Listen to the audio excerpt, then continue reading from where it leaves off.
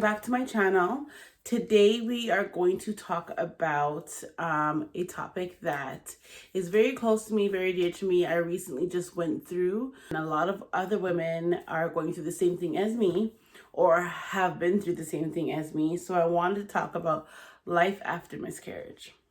Myself and my partner, we have had 2 miscarriages in the last 8 months, and with me going on the internet and kind of trying to looking for a community to speak to regarding this topic or regarding this issue to help me heal, I have realized that there are so many women who are going through the same thing that I went through or already went through it. So I kind of wanted to share my story. This is not just my story. It could be your story. It could be your mother's story. It could be your best friend's story. This may even be your daughter's story one day. So I just wanted to kind of shed some light on this, and hopefully I can help anybody who has to go through this alone, because we shouldn't have to go through any kind of grieving alone. So I think it is important to shed light on this topic, because while I was going through it, I kind of felt like I was silently suffering.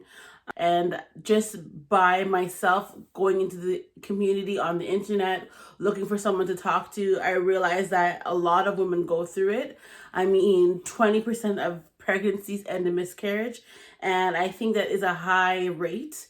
It's a topic we as society don't talk about, but we as women who go through this are grieving. It's just like any other loss, whether it's a 4-week miscarriage, 8 weeks, 12 weeks, 20 weeks, whether your child was stillborn, it's still a loss and we still grieve.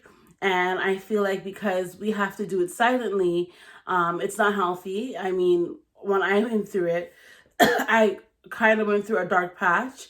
And I think if I had more people to talk to, and it's not to say that I don't have anybody to talk to. I have amazing family and I have amazing friends that I do talk to about a lot of things. But when it comes to miscarriage in general, kind of like the forbidden conversation, just in society itself. I mean, when we find out we're pregnant, the first thing we do is we don't tell nobody.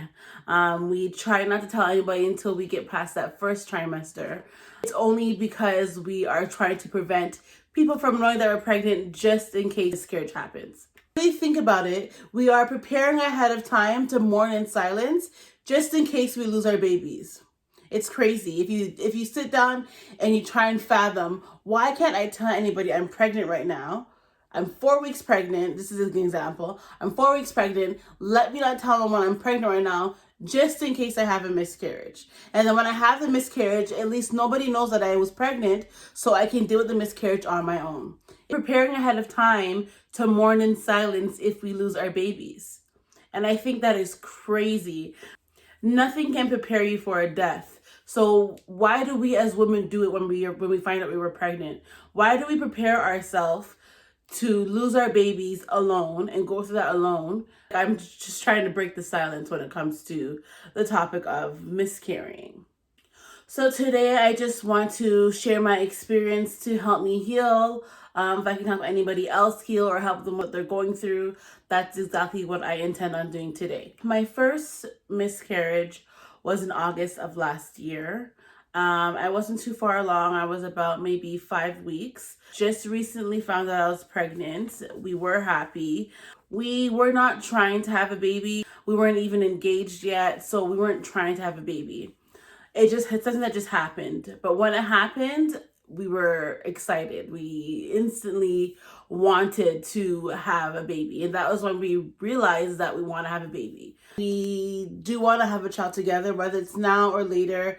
I mean, it doesn't really matter to us. I prefer sooner than later, just because our wedding is next year and I either want to have a baby by next year or I want to have a baby after the wedding. So I don't want the baby to come in between, if that makes any sense to you guys. So my first miscarriage was in August. I just found out I was pregnant at that point. So I didn't have a lot of time to kind of process the pregnancy, process being pregnant. By the time I found out I was pregnant, I had a miscarriage. At that point, it was kind of a shock. My second miscarriage was in January. I found that I was pregnant. And by January, I was around the 6-7 week mark. And I found I was pregnant. This was right before my birthday. So I was very excited. So was my partner. We were very happy. And for any mothers or anyone who's trying to get pregnant, you know, getting that positive sign on a pregnancy test, it instantly changes your life. So it instantly made me want to be a better person. I instantly started making life changes choices. I changed my diet. Instantly, obviously, I stopped drinking. I love my wine. I stopped drinking wine instantly, and you instantly grow a love for that unborn baby inside of you. Before my birthday, I ended up having a miscarriage. That experience was one of the worst experiences in my life. I haven't miscarried before. I have 3 children, so at that point, it was kind of a shock to me. I didn't understand why I was having a miscarriage. So the night that I started spotting, it was like my entire world just started crumbling. I didn't even tell my partner right away. I went through the night, I went to sleep, I just prayed that it would stop, and it was just regular spotting. But the next day it gradually got worse. And it just so happened at that time, me and my partner, we were kind of going through a little argument, nothing too serious, but we weren't really talking to each other that day. So I remember trying to be away from him so I can deal with the pregnancy loss on my own. So he would be in one room and I'd make sure I was in the other room. And I remember watching a movie and I was just crying, and every time he'd come around, I would instantly stop crying so he wouldn't see me. And then I got the courage to let him know what was going on. And we had to process that alone. We had to deal with it alone. I remember that night crying all night and him just holding me, not knowing what to do. And I told myself I would not get emotional on this topic. Just one second. And all you can really think about is that this is something, like, you're failing in something. Like, we talked about having a baby together. We want to have a baby together. And then it's just like I felt defeated. I felt like I failed. It's just something very hard to go through that I never thought that I would have to go through as a woman. But it's very common. And anybody who's going through it or who has gone through it, I want you to know that you are not alone. Not a lot of people even know that I went through the miscarriage. They're going to find out watching my video, but I kept it to myself because I kind of felt like nobody would understand the depth of my pain. So it's just easier to put on a smile and pretend like nothing ever happened. So instead, I just chose to silently process my emotions. I hardly even spoke about it with my partner. I just didn't want to bring it up. And I didn't want anyone to feel like I was dwelling on a negative situation. There was a point in time after I had my second miscarriage, I sat in the washroom and I thought, what is wrong with me? Like, there has to be something wrong with me.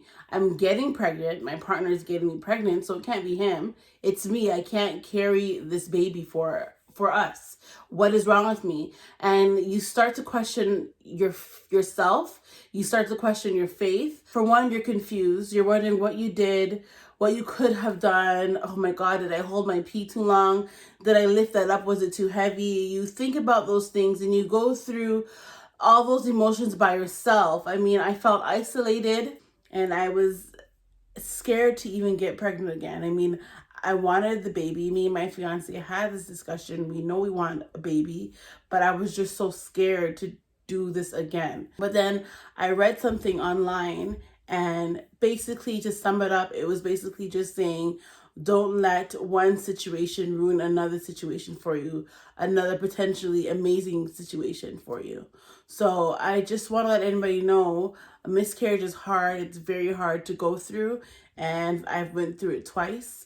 And if you are thinking about having a baby or you want to continue trying to have another baby, don't let that miscarriage that you had ruin the joy that you can have when you do get pregnant and have another child. And this is not a sympathy video. I mean, I'm okay.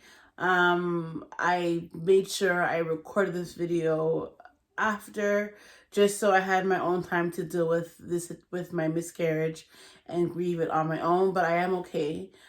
This video is just basically to put some awareness around the topic and to help anybody else who maybe be going through the exact same thing that I went through, or who has gone through it and still up to this day has no one to talk to about it.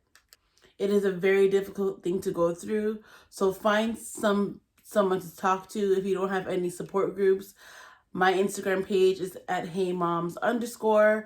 You can always send me a message there, and I am willing to talk to anybody about anything, because we all need something to talk to, and sometimes talking to a total stranger is more therapeutic than talking to somebody that you know.